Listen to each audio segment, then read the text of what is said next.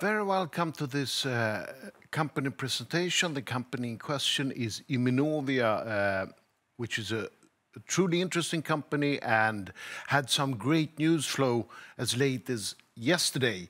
The company will be presented by Philippe Mathieu, the CEO. Please, Philippe.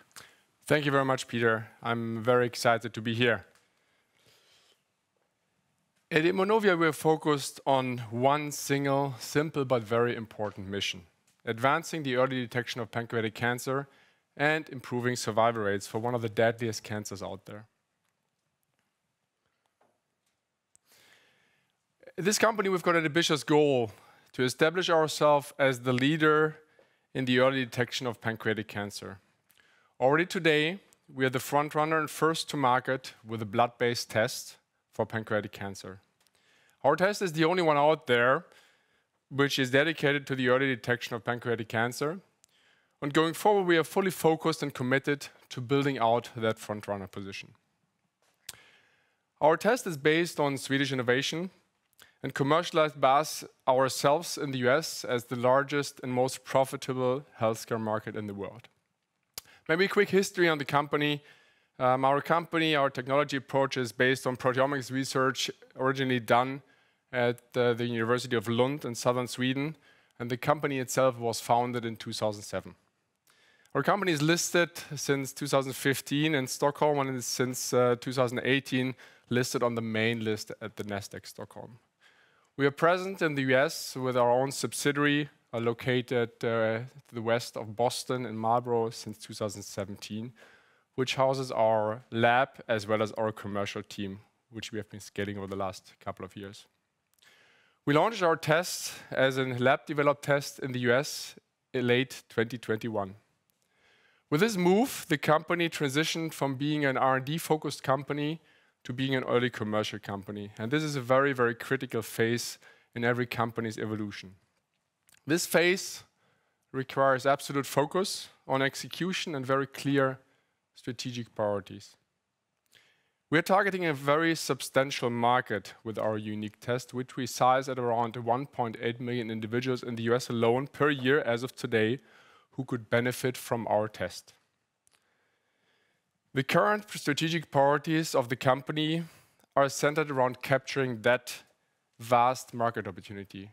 Accordingly, our strategic priorities are mainly around the commercial build-out in the US and executing our US reimbursement plan to make our test as broadly available to as many individuals as possible.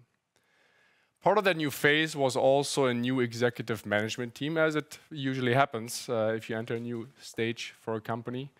A new commercial leader in the US, a new CFO, as well as myself coming on board in January as the CEO. With our test, we are targeting a very large and also increasing unmet medical need. Pancreatic cancer is not only one of the top 10 cancers by number of deaths in the US. Amongst this group, it also sadly sticks out for two reasons. It is the only cancer increasing in terms of incidence rates year on year, and also increasing in terms of numbers of deaths caused year on year, and is expected within this list to overtake colorectal cancer within the next 5 to 10 years. It also has, as widely known, as a devastating diagnosis, by far the lowest 5-year survival rate. The reasons for that are mainly fast progression of the cancer itself and the lack of today, based on current standard of care diagnostics, early diagnosis where treatment is still an option. And that picture has actually worsened over the past decade due to, first of all, the absence of any breakthroughs on the therapeutic side. You haven't seen the same you've seen in other cancers and immunotherapeutics. Pancreatic cancer is still underserved when it comes to therapeutic treatments. And you've seen a lack of investment into the area, given the hurdles to be successful.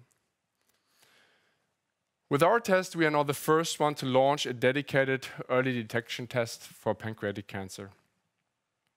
Our test provides a new option for early diagnosis and hope for patients and their families. For patients and their families, pancreatic cancer itself is a devastating diagnosis with very little hope. So why is our test such a game changer? As of today, as per the National Cancer Institute, the overall survival rate for pancreatic cancer is around 11.5%, as you saw on the previous slide. Other estimates from Cancer UK or PanCan are even lower, between 5 to 10%. What makes the huge difference is the stage at which the cancer is being diagnosed. Treatment options, be it therapeutics or chemotherapy, as mentioned before, have not really evolved over the past decades and don't really present a viable and promising treatment option. And also, in terms of innovation, there's a clear lag in terms of progress. In fact, there's been a long list of failures. And as a consequence, as of today, surgery still remains the go-to and most promising option if possible. Now, surgery is only an option if the cancer is not metastatic yet and the cancer is still surgically resectable. Unfortunately, as you see on the slide here on the left-hand side, the gray part of the pie chart, this is the case for less than 20% of individuals as of today diagnosed with pancreatic cancer. More than 80% don't have that option of having surgery to improve survival rates. And then survival rates drop to as low as 3% when found late, when the cancer is metastatic and it is non-resectable. And the reasons for that, and I'll go in a bit more detail later, is lack of surveillance and screening for this cancer in the absence of suitable methods, and predominantly the shortcomings of current standard diagnostic methods to deliver early enough diagnosis. Now, our mission is now to allow more patients to benefit from surgery as a treatment option and have a 5-year survival rate for those individuals of not 3, but more than 40%. And that is where our test makes the difference. Moving that less than 20% in this pie chart of people to a significantly higher number, which would drastically improve the overall survival rates for pancreatic cancer. That's where we make a difference, and that's where our test comes in as unique. As I mentioned at the beginning of my presentation, we believe we can capture a significant market opportunity with our test. Across all potential risk groups within pancreatic cancer, we believe the total addressable market to be more than 1.8 million individuals who could benefit from being tested with our test in the US alone. It is important to understand that here we're talking about a test which is a surveillance test, not a screening test. This test targets individuals who have an increased risk of pancreatic cancer, which can be the case for various well-established reasons. Today, here highlighted in green, we are only yet commercial in the familial and hereditary risk group, which we size at around 600,000 patients in the US alone as of today, which is growing, by the way. And other risk groups, which we are either already in clinical stages or planning clinical trials, are new onset diabetes. These are individuals newly diagnosed with type 2 diabetes, a diagnosis which in the first 3 years after being diagnosed carries an 8 to 9 times higher risk for pancreatic cancer, and offers an opportunity for those individuals to benefit from our test in those initial 3 years. This is a huge market given the growing incidence rates of type 2 diabetes, especially in the US. Other risk groups include pancreatitis and pancreatic cysts, also called IPMNs, here sized at around 100,000 individuals per annum each in the US. All those risk groups are existing or potential target groups for surveillance to regress the increased risk of pancreatic cancer. Another potential target group are individuals who present symptoms that could indicate pancreatic cancer, here highlighted as differential. This is an opportunity not included in the 1.8 million individuals headline number, and we are still assessing the size and the feasibility of that market. So today, and I talked about all these being either existing or future surveillance markets, today surveillance is mainly done in either high-risk surveillance centers at gastroenterologists, and both of those audiences for the familial and hereditary risk group are already targeted by our sales force today. And if you talk especially about pancreatitis and IPMNs, this is in fact the same calling point and the same audience we are targeting here.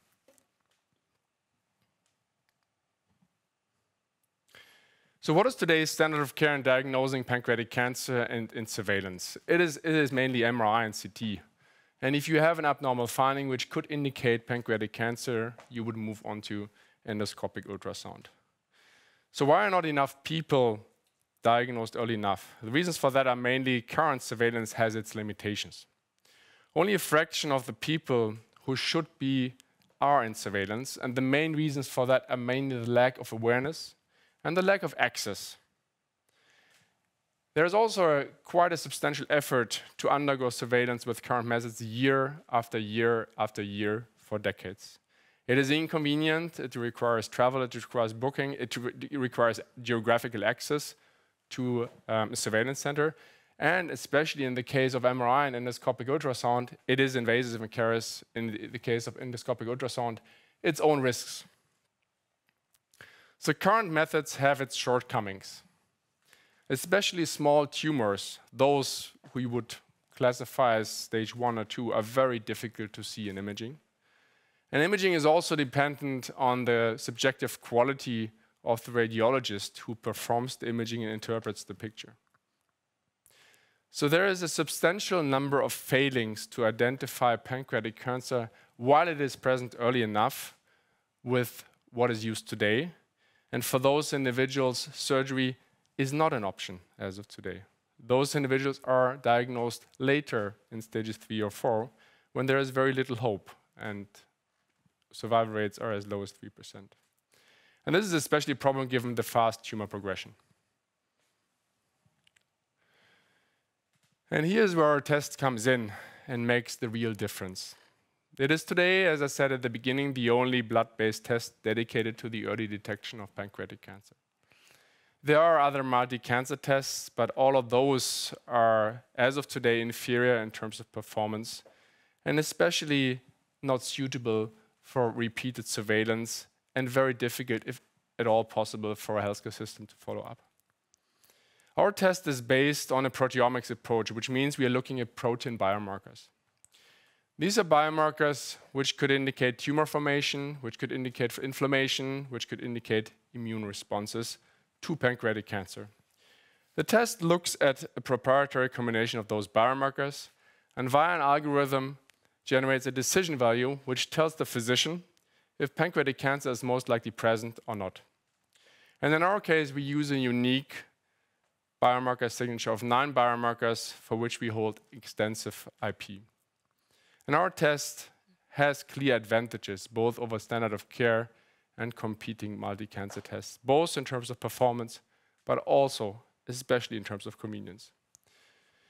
If we move to the next slide, you can see the different results our test generates.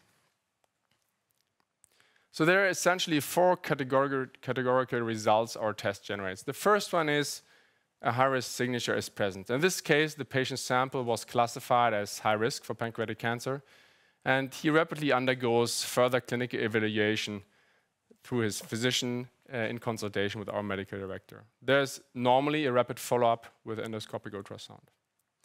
The second result is negative for a high-risk signature, which is fortunately the case for most patients. So this means that sample is classified as negative, and that patient goes back into surveillance at a half-year or yearly interval. But it doesn't only mean the patient has this result, it also addresses, and that is a factor not to be underestimated, a huge anxiety and fear which comes with having a family history of pancreatic cancer. And this provides in itself a lot of value for patients and their families. And there are borderline results, which mean that the sample could not be classified either as high risk or negative with a high confidence. And as a consequence of that, we take a pretest probability of pancreatic cancer into account. Normally, this patient is retested after 3 to 6 months to provide more clarity.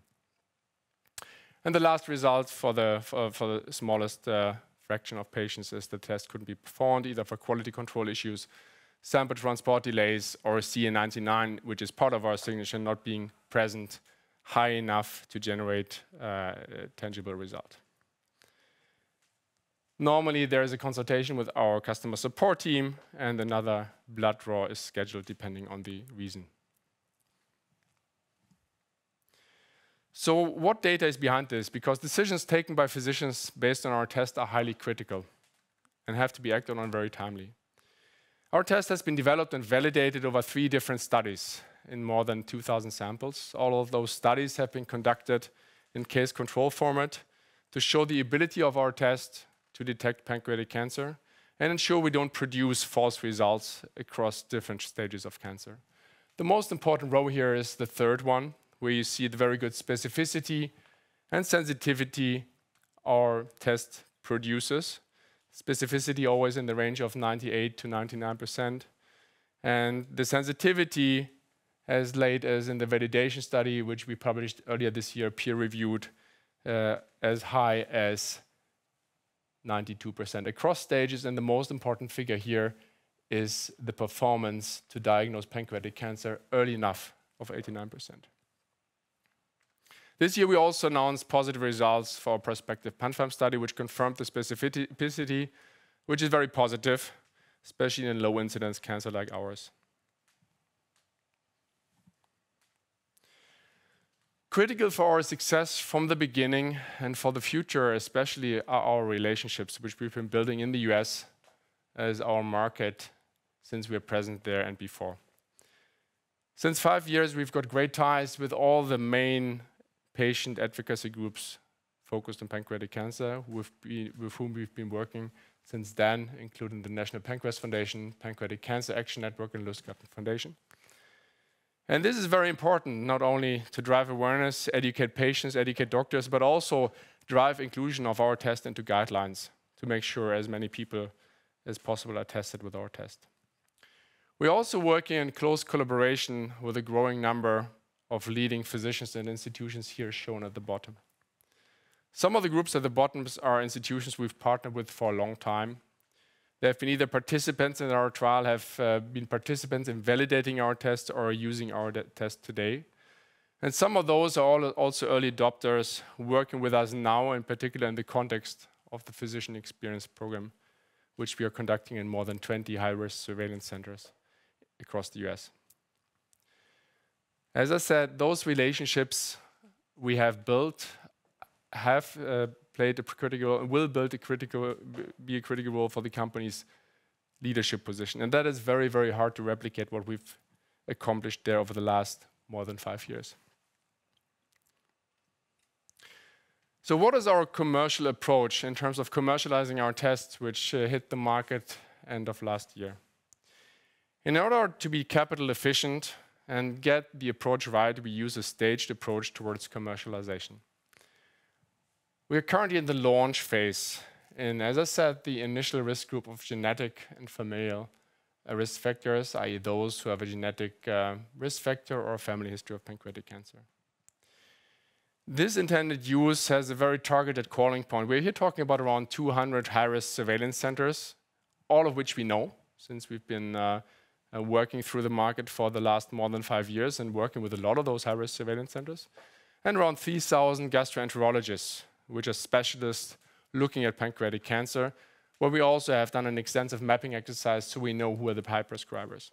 So these are the calling points or physicians and centers we target today. And we've got beyond that a very targeted approach to focus our resources on 6 territories or 18 states where we know there is a high density of high prescribers for our test, and there is a high density of high-risk surveillance centers with a high volume to drive adoption and to drive awareness throughout the community. The second phase we are going to move into after the launch phase is the growth phase. This is the phase where essentially the difference is that we expand our geographic reach to the national coverage and also expand, depending on showing performance in these risk groups, into IPMNs and cysts. And then there is the long-term expansion phase when we start to move into new onset diabetes, which is fundamentally a different go-to-market approach. This involves coverage of primary care. This involves covering endocrinologists. This involves other calling points we don't have today. And in this particular case and in this particular phase, which is a later phase, we are going to build out our sales team, but probably in a more limited fashion. And to be as capital efficient and tactical as possible, we look to bring on a commercialization partner for that risk group.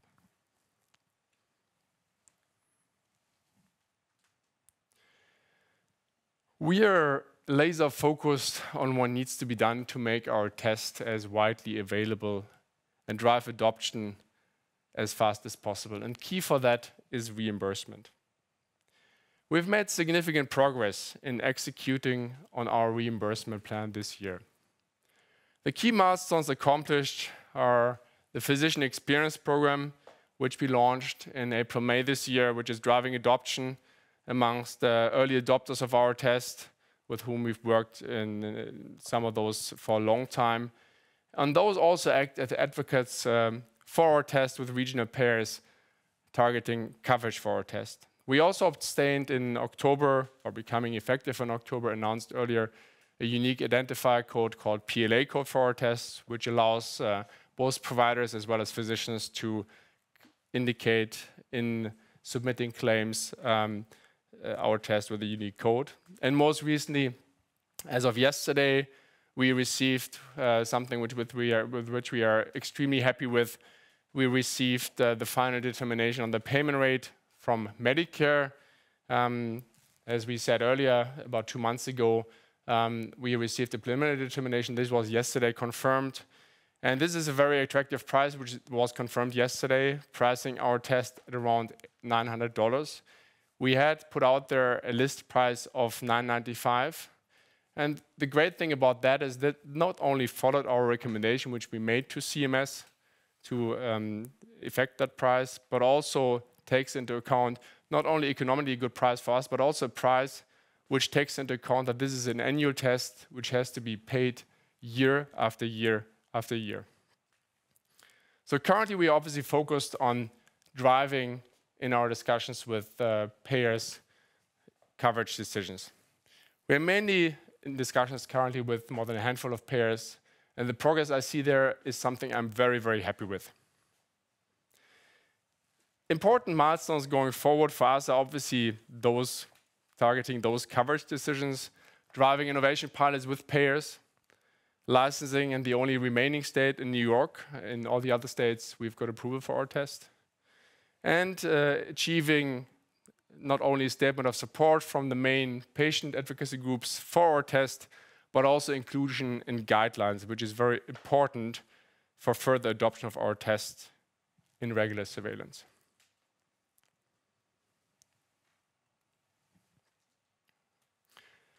So we have the ambition to be the undisputed leader in the early detection of pancreatic cancer.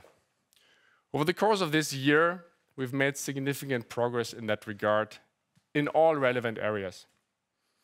Operationally, we've sharpened our focus strategically on just focusing on pancreatic cancer.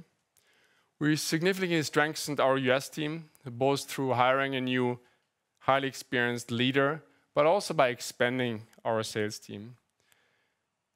Shortly, about a month ago, we entered into an R&D alliance with Temadag, which I'm highly excited about, another leading innovator in the field of proteomics. And this alliance is aimed at driving R&D efficiency and even more increase R&D momentum to, as soon as possible, also be present and commercial in the additional risk groups. And we drove adoption of our test and work towards reimbursement. We launched the Physician Experience Program, which is designed to drive adoption, for which we are seeing very positive results. We strengthened our reimbursement function by hiring a head of US market access or reimbursement, which is a key point of contact for our payer relationships, our ongoing discussions with insurances, and maintaining those relationships in the future. And we obtained regulatory approval and a code, as well as payment determination as late as yesterday at an attractive price level by CMS for our test. On the clinical side, we strengthened our clinical dossier with publications, and we advanced our PanDIA trial targeting new onset diabetes into the next phase, addressing the largest market we are after. So focus areas for us and for our investments going forward are mainly building out our field and inside sales team in the US, building out our presence there. Invest into digital marketing and driving demand via our relationships with advocacy groups for pancreatic cancer. Scale our operations as volume grows. And bolster our clinical evidence in additional risk groups, which I described before. So looking forward into this quarter in 2023, I'm very confident that we will see a dramatic sales increase, a higher adoption of our test through increased awareness, and successes with payers in executing our reimbursement plan. With that, thank you very much for your interest. And I'm sure you have some questions, Peter. Thank you very much, Philip. Very interesting presentation. First, I want to congratulate you on yesterday's announcement on receiving reimbursement from CMS. But please let me start with another question. I think it's very important for investors to understand the market dynamics.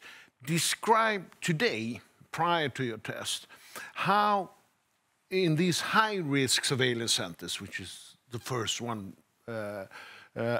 commercially, in your commercial launch, how are the market dynamics? How often do they are patient tested or with imaging modalities today?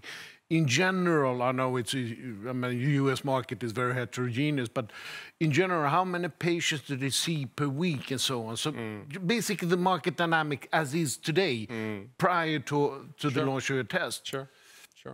So as of today, the guidelines dictate that somebody who qualifies for surveillance because of a family history of pancreatic cancer or genetic risk factors should go into surveillance at least once a year. There are calls, especially from physicians who are seeing that due to the fast tumor progression, once per year is not enough to include in those guidelines. You should do that 2 times a year. But currently, it's 1 time a year. So what does that mean for the patient? Normally, the patient schedules year after year after year a visit to the surveillance center. That depends on accessibility to the surveillance center as well. I mean, there are more than 200, I would call them high-volume surveillance centers, all of which we know. Not all of those are accessible for every patient. And that's where our test comes in. As a blood-based test, you wouldn't need to go into those surveillance centers. Physicians clearly see the shortcomings of current standard methods of diagnostics, and they're very unhappy and unsatisfied with that. So they're really appreciative of how complementary our test can be in surveillance. And what we're driving now is, especially through the physician experience program, getting them comfortable with using our test, adopting our test. Some are using our test, alternating it as we speak with imaging. Some of them are using our test at the same time as imaging. And as we said earlier last month, we see extremely positive results and a high satisfaction amongst those physicians that they have that tool available. Now, key for us are 2 things. One is obviously driving adoption among those who are already running surveillance centers, but then also driving awareness beyond those surveillance centers amongst gastroenterologists and amongst patients, that there is a test out there which doesn't require coming in year after year after year, scheduling an inexpensive, especially if you're not fully medically insured, as it happens in the US, a very expensive MRI surveillance. And in that context, our test provides a unique opportunity both for physicians and for patients, and we are getting extremely satisfactory feedback from both of those groups adopting our tests since August last year. There are also some health economical benefits. I mean, if please explain to the audience what are the current reimbursement rates for esophageal ultrasound and other imaging modalities used today? Yeah, so these reimbursement rates differ. And I think one thing is most of them are way higher than our test, especially in the case of endoscopic ultrasound, a multiple of our test. In the case of MRI, depending on the insurance, most of them are also a multiple of our test. And if you pay it out of pocket, it is a very high, a couple of $1,000 numbers. For patients, what does that mean? It means high costs. The health economic benefit is, but not only on the patient side, it's also for the health system. If you diagnose the cancer early enough, you have surgery as an option. You diagnose the cancer early enough, you go into surgery. Pancreatic cancer doesn't have that, as we saw for those more than 80% of patients, the devastating outlook of having a survival rate of less than 3%, which if you just talk about economics, which is a sad way to look at it, but obviously a way to look at it for a healthcare system and an insurer, has humongous amount of costs coming with it, caring for those patients who don't have more than 3% survival rate at the 5-year interval. You have been quite successful in attracting seasoned professionals into your US team, Sure. Which have a background of launching, let's call it, similar products before that. Give us a brief background on what have they done and how are they currently working in your organization? Sure, you're mainly talking about our commercial leader and CEO of our US subsidiary, Jeff, and also our reimbursement leader. So both of those professionals have worked in very large diagnostic organizations as well as small diagnostic organizations. Both of those individuals, they're not the only key people in the US. We had an established team there that was more of an upgrade in providing leadership, which is highly needed in that new phase, are very experienced in launching new products into the market. And in the case of reimbursement, it's very much about having a focal point within a company who builds and maintains relationships with payers, because that is a very complex stakeholder management you undertake to attain reimbursement in the US. And this you cannot outsource, you cannot do half committed, you have to do that with a highly experienced person on the ground within the company who maintains and pursues, retains relationships and pursues coverage. I suppose if now we're into reimbursement now, if we're into the US market, you always move into reimbursement issues. Sure. Can you outline a bit how will you work with the rest of the payers now? I mean, sure. CMS covers around 100 million US sure. Americans, right? Sure. Outline, as much as you can and reveal how are you working with the other payers? Yeah. As I said, these are ongoing discussions with more than a handful of commercial payers at the moment. I have to caution, having the price for CMS doesn't equal reimbursement. And I think I said that very clearly also in the press release when we issued the preliminary determination for that. But it is a very, very good sign. And also a very good sign because a lot of the commercial payers will take that as a reference point. They will take our list price as a reference point when talking about what price should be reimbursed, and they will take the Medicare price as a point. Currently, we are in discussions with, as I said, more than a handful of payers, which is an ongoing effort I'm highly satisfied with. But it also depends on those stakeholders. With some of those, we're very advanced. With some of those, we are less advanced. And but again, I'm highly satisfied with where we are today and what we accomplished over the last 10 months. Turning back towards the key opinion leaders, I talked to some of these sure. in the US, and one interesting aspect came up. Currently, if the patient comes to high surveillance with the diagnostic modalities as is today, and I know they're on a yearly basis, some physicians say if we do have a blood test, it would be more convenient, even from a diagnostic point of view, to take maybe 2 tests a year and so forth. Sure. But sure. Give us a bit. Initially, you will launch it as a yearly test, or how's the thinking here, and from a dialogue with key opinion leaders? So we are obviously coming into an existing market of surveillance, where currently people are tested, as per the guidelines, once a year, ideally twice a year. We're creating awareness for our test. We would love our test to be used twice a year. At the moment, it's mostly used once a year, but we are driving for a higher frequency, which especially late in the case of new onset diabetes, where you see most of the cases being diagnosed in the first year, is very, very important to do. If we, how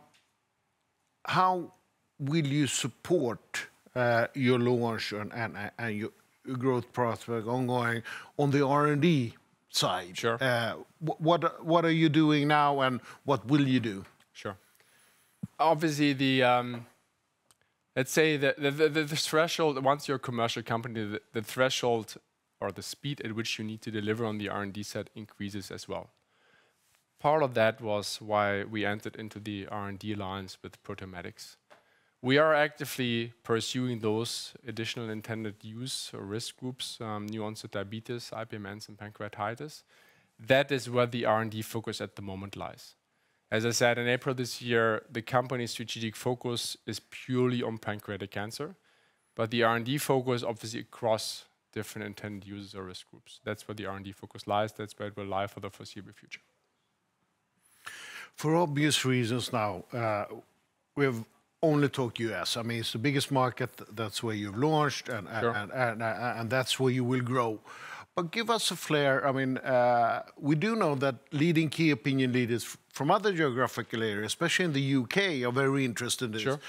What's your thinking around geographical expansion? When should we anticipate that, and how will you do that? Or maybe I'm running too fast now. I think it's undisputed that there is a huge unmet medical need across the world. We have plenty of inbound calls, not only from European countries, but also from Asian countries, where you in part see a higher incidence rate for pancreatic cancer. Now, for us as a small company, commercializing our test ourselves as we speak today, our focus is purely the US. I don't rule out that at some point in the future we can be optimistic about other geographies, but I also don't want to overpaint that. We are purely US focused commercially. We are purely US focused when it comes to launching our test into additional risk groups for the foreseeable future. Okay, thank you very much, Philip. A very interesting presentation and a very dynamic and interesting situation you're in. I envy you. Thank you. It's exciting. I agree. Thank you very much. Thank you, Philip. Very good.